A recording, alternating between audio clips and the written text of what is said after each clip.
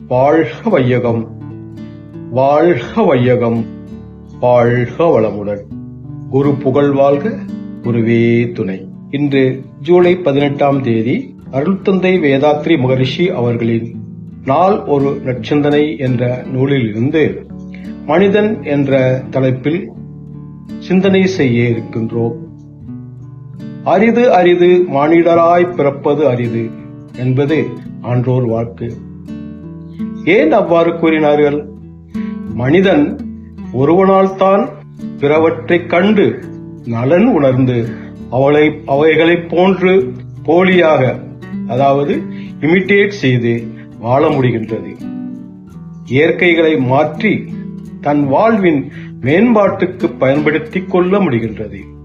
தன் மூலத்தை உணர்ந்து தன்னை தெரிந்து கொள்ள முடிகிறது. இவை எல்லாவற்றுக்கும் மேலாக பிற எவருக்கும், எந்த ஒருவருக்கும் இன்னல் பயவா இன்ப வாழ்வு வாழ முடிகின்றது. இவ்வாறு வாழ்வதுதான் மனிதனின் இயற்கை.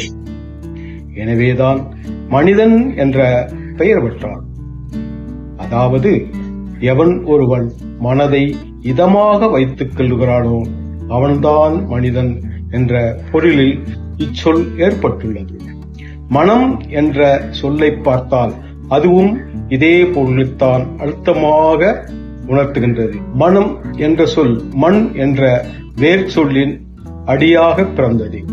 மண் என்றால் நிலையானது, அழியாமை என்ற பொருள்.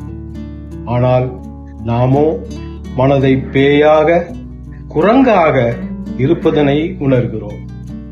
ஆனால் அதே மனதை தவத்தால், தற்சோதனையால் புறத்தே குதிக்காமல் அகத்தே ஆழ்ந்து ஆழ்ந்து தன்னை உணர்கின்ற மெய் உணர்வு தோன்றுகின்றது. அப்போதுதான் எல்லாவற்றுள்ளும் எல்லாமும் தன்னுள்ளும் இருப்பதை உணரப்படுகின்றது. இந்த நிலையில் மனம் இதமாகின்றது. இதனைத்தான் மனிதன் பெற வேண்டும். மனம் படைத்த மனிதன், அதாவது மண் இதன் நிறைபேறான மெய்ப்பொருள் உணர்வு பெற்று வாழ வேண்டுமானால் மனம், மொழி, செயல் மூன்றிலும் இனிமை தோன்று வாழ வேண்டும். இத்தகையவர்களைத்தான் வள்ளுவர் செம்பொருள் கண்டவர்கள் என்கிறார்.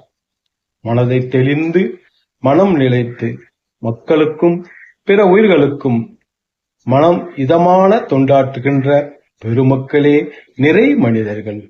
வாழ்க வையகம், வாழ்க வையகம், வாழ்க வளமுடன்.